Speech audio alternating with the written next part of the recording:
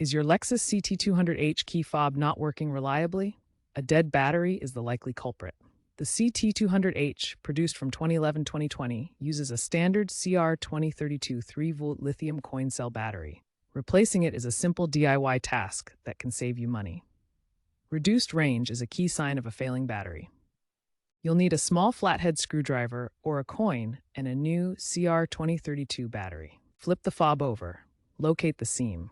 Carefully insert the screwdriver into the seam and gently pry the two halves apart. Take out the old CR2032 battery, noting which side faces up with the positive plus mark. Place the new CR2032 battery with the positive plus side facing up. Snap the two halves of the key fob case back together.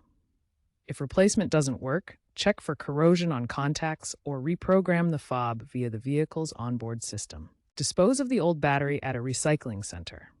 Remember, batteries contain lithium, which can be hazardous if punctured.